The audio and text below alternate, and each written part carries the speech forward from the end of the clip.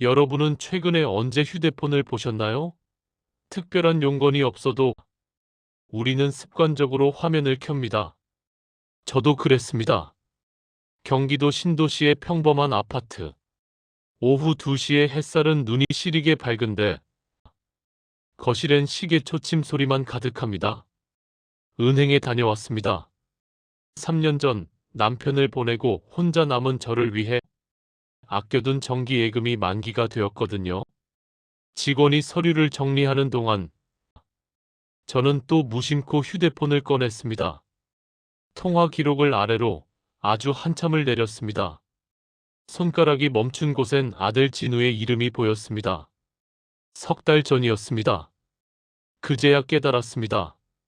우리 사이엔 생각보다 오랜 시간 아무 일도 없었다는 걸요. 고객님, 서류 다 됐습니다.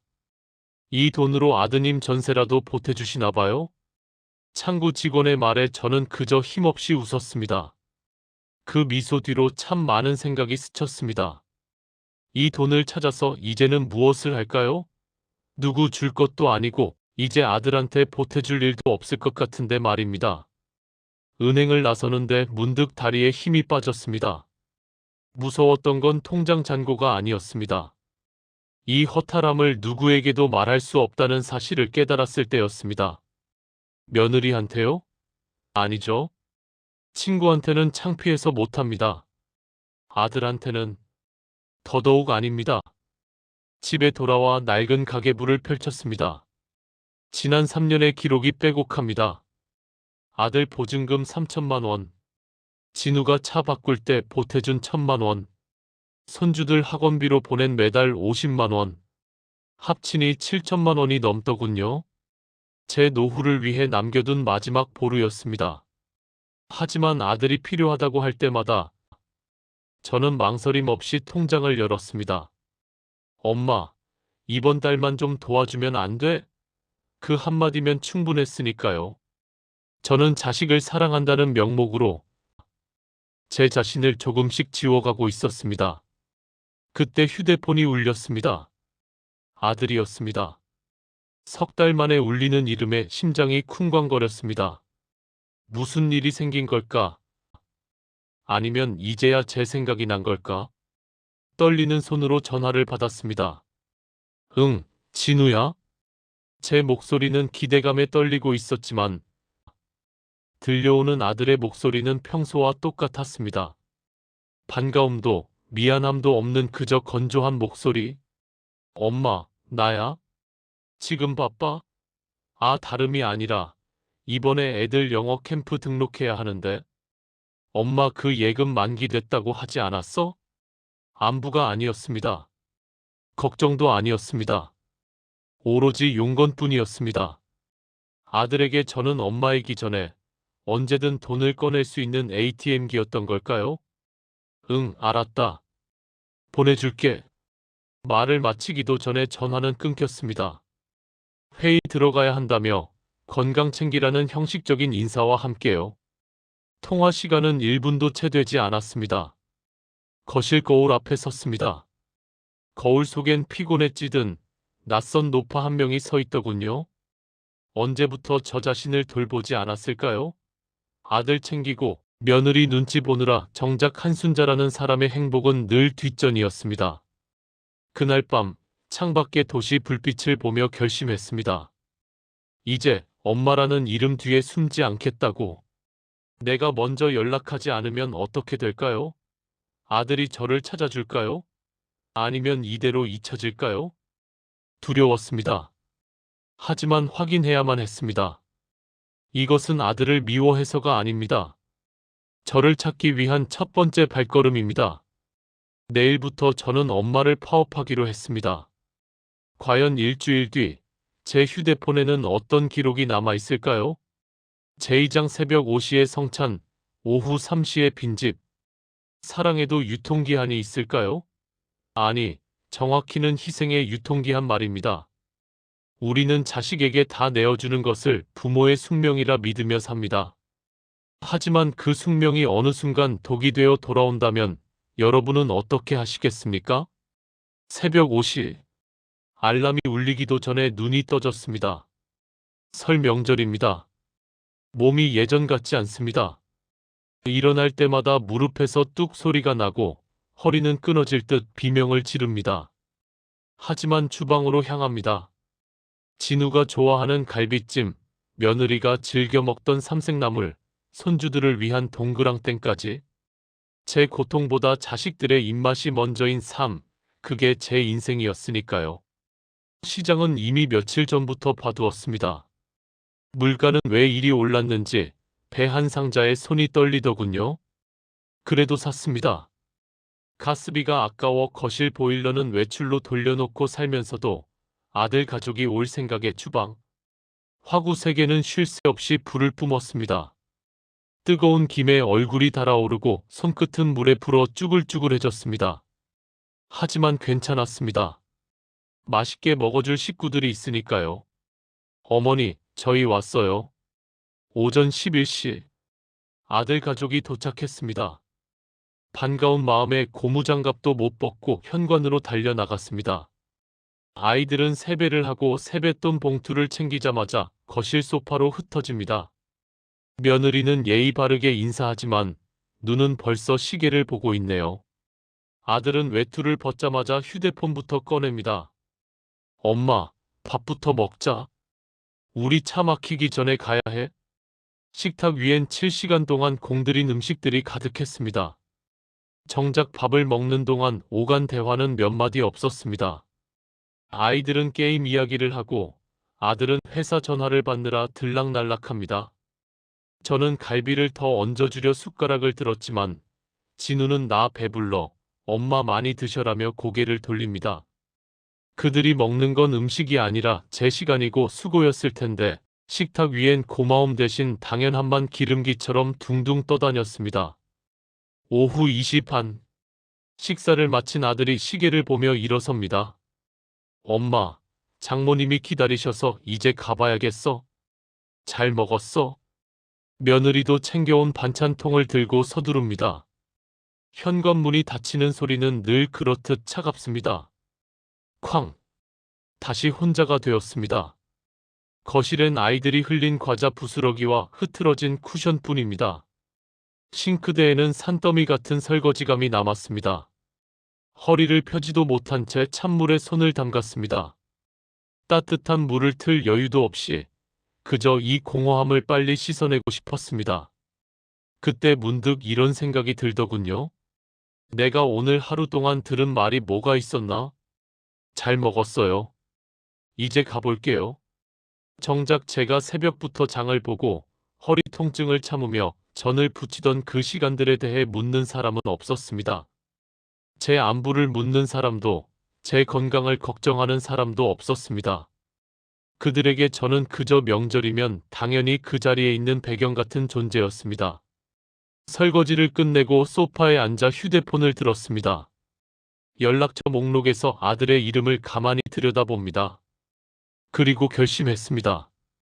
오늘부터는 제가 먼저 전화를 걸지 않겠습니다. 매일 아침 보내던 안부 문자도, 주말이면 묻던 점심 메뉴도 이제는 멈추겠습니다. 불안했습니다. 내가 연락하지 않으면 영영 남남이 될까봐 무서웠습니다.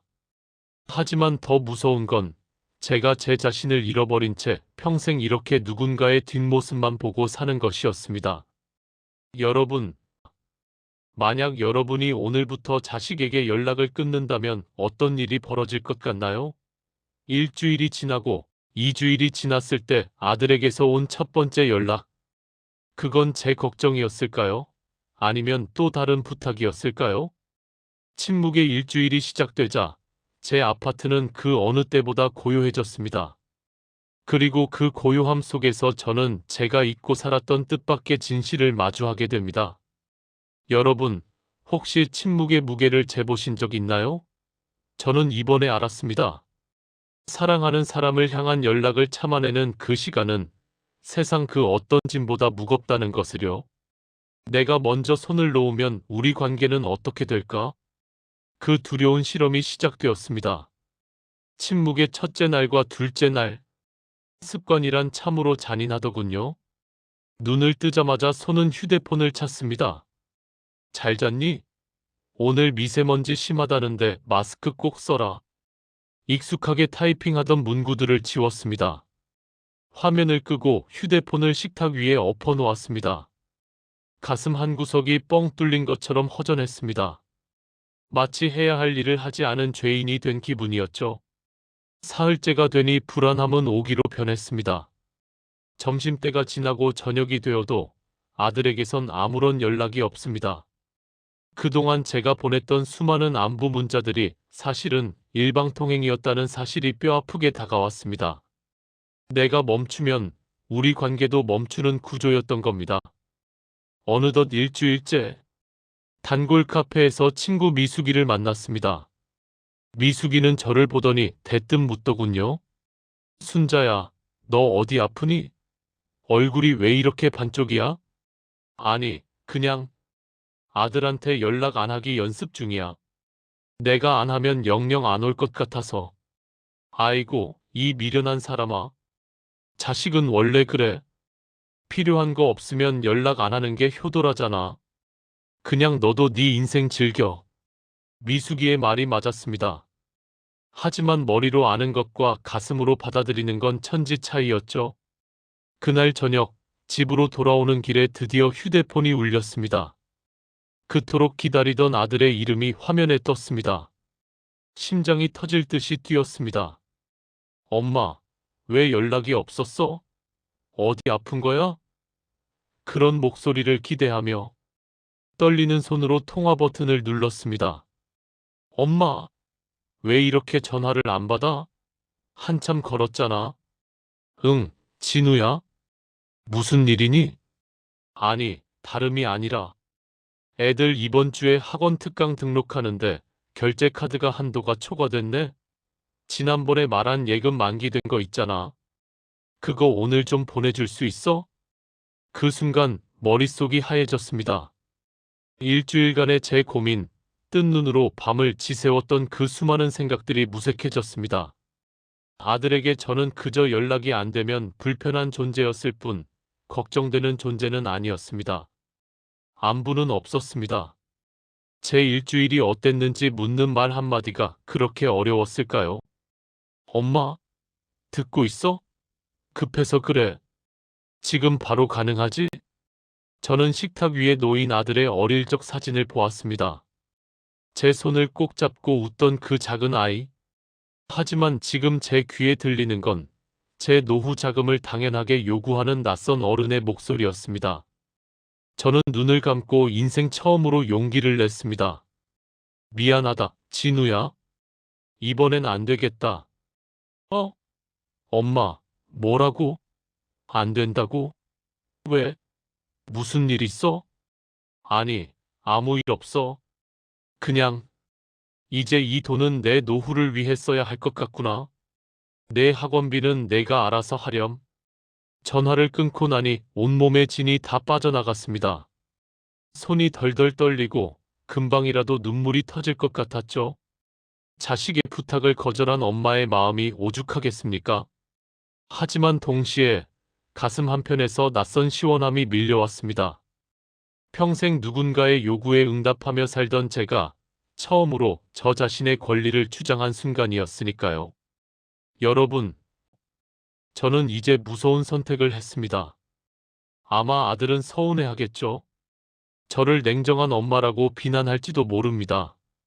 하지만 저는 오늘 7천만 원보다 더 소중한 제 자존감을 지키기로 했습니다. 연락을 끊고 부탁을 거절한 이 선택이 과연 우리 관계를 영영 끝내버릴까요? 아니면 새로운 시작점이 될까요? 이제 저는 우산 없이 혼자 빗속을 걸어보려 합니다. 그 길 끝에 무엇이 기다리고 있을지 저도 사실은 너무나 두렵습니다. 자식의 부탁을 거절하고 나면 세상이 무너질 줄 알았습니다. 나쁜 엄마라고, 비정한 인간이라고 손가락질 받는 환청에 시달릴 줄 알았죠. 그런데 신기한 일입니다.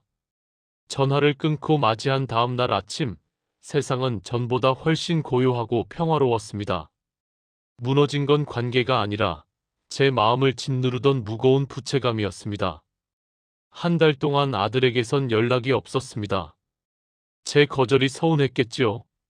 늘 주던 사람이 갑자기 멈췄으니 배신감도 느꼈을 겁니다. 전에는 그 침묵이 무서워 제가 먼저 매달렸을 텐데 이번엔 그러지 않았습니다. 대신 창문을 활짝 열고 먼지를 털어냈습니다. 아들의 안부 문자를 기다리던 시간에 저는 운동화 끈을 묶었습니다. 나를 위한 산책, 나를 위한 식사, 나를 위한 침묵. 낯선 자유가 제 거실을 채우기 시작했습니다. 처음엔 어색했습니다. 혼자 영화관에 가서 팝콘을 사고 도서관 구석에서 이름 모를 소설가와 마주하는 일 말입니다. 누군가의 밥을 챙기지 않아도 되는 점심시간이 이토록 길고 한가로운지 예전엔 미처 몰랐습니다. 가계부엔 아들에게 보낼 송금 내역 대신 제가 사고 싶었던 책 제목과 예쁜 찻잔의 가격이 적혔습니다. 제 인생의 주인공 자리를 드디어 주인에게 돌려준 기분이었습니다. 그러던 어느 날 휴대폰이 울렸습니다. 2달 만이었습니다. 이번에도 돈 이야기일까? 아니면 원망 섞인 말들일까? 잠시 망설이다 전화를 받았습니다. 엄마, 저예요. 응, 진우야? 잘 지내니? 네. 저기, 엄마. 그동안 연락 못 드려서 죄송해요. 어머니 어디 편찮으신 건 아닌가 해서요. 이번 주 일요일에 시간 되세요? 애들도 할머니 보고 싶어 하고. 저희 집에서 밥 한 끼 같이 해요. 안부였습니다. 돈도 차 빌려달라는 부탁도 아닌 진짜 제 안부를 묻는 목소리. 아마도 제가 먼저 연락하지 않자 아들은 그제야 제가 그 자리에 당연히 있는 존재가 아님을 깨달은 모양입니다. 예전 같으면 그래, 내가 갈비재서 갈게 하고 설쳤겠지만 저는 이번에 다르게 답했습니다. 그래, 마침 그날은 일정이 없구나. 점심때 맞춰서 갈게. 그런데 진우야, 음식은 준비하지 마라. 그냥 밖에서 간단히 먹거나 시켜 먹자꾸나. 나도 이번엔 좀 쉬고 싶네. 아, 네, 알겠어요, 엄마. 그렇게 해요. 일요일 아침, 저는 새벽부터 주방에서 땀 흘리는 대신 화장대 앞에 앉았습니다. 오래전 사두고 아껴뒀던 화사한 스카프를 두르고 연하게 립스틱도 발랐습니다. 아들 집 현관벨을 누를 때 제 손엔 바리바리 싸들던 반찬통 대신 작은 과일 바구니 하나가 들려 있었습니다. 며느리가 말했습니다. 어머, 어머니, 오셨어요? 어머, 오늘 너무 고우세요. 오냐, 잘 지냈니? 오늘은 내가 손님으로 왔으니 대접 좀 받아도 되겠지? 그날의 식사는 평소와 달랐습니다. 제가 주방과 거실을 오가며 뒤치다꺼리하지 않아도 식탁은 돌아갔습니다. 아들이 물을 떠오고 며느리가 그릇을 치우는 모습을 저는 그저 가만히 지켜보았습니다. 제가 비켜주니 비로소 그들의 자리가 생기고 제 자리는 손님이라는 존중으로 채워지더군요. 함께 웃고 대화하며 보낸 2시간. 그건 제가 지난 30년간 그토록 바랐던 하지만 가질 수 없었던 진짜 가족의 시간이었습니다.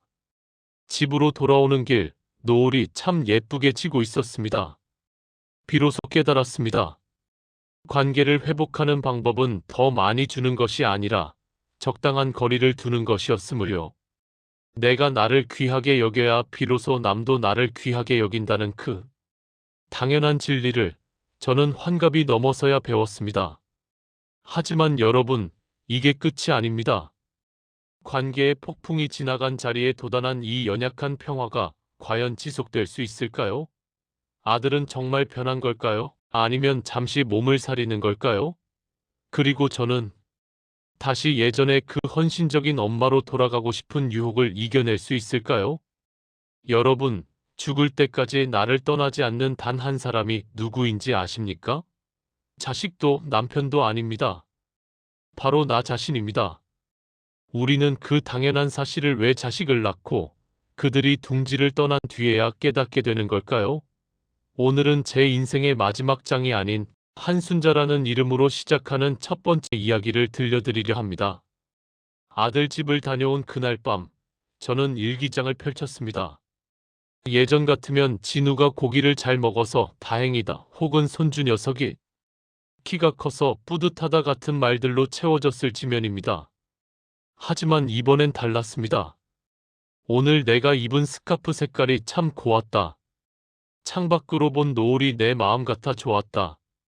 오로지 저의 감정과 저의 시선만을 기록했습니다. 남의 인생을 대신 살아주느라 달아버린 펜촉이 이제야 제 자리를 찾은 기분이었습니다. 변화는 천천히 하지만 확실하게 찾아왔습니다. 저는 더 이상 휴대폰의 진동 소리에 가슴을 졸이지 않습니다. 아침에 일어나면 아들의 안부를 묻는 대신 베란다의 화초들에게 물을 줍니다. 주말에 아들이 전화해 엄마, 이번 주엔 바빠서 못 가요라고 말해도 그래, 애썼다. 나도 이번 주엔 친구들이랑 여행 가기로 했으니 걱정 말하며 웃으며 넘깁니다. 제가 단단해지니 아들의 무심함도 더 이상 제 마음을 핥히는 가시가 되지 않았습니다. 어느덧 낙엽이 지는 가을, 미숙이와 공원을 걸었습니다. 미숙이가 제 얼굴을 유심히 살피더니 툭 던지더군요. 순자야, 너 요즘 좋은 약 먹니? 얼굴에 광이 난다, 광이 나. 응, 좋은 약 먹지. 나 자신이라는 약. 남 눈치 안 보고 내가 하고 싶은 대로 하니까 속병이 다 낫네. 잘했다, 잘했어.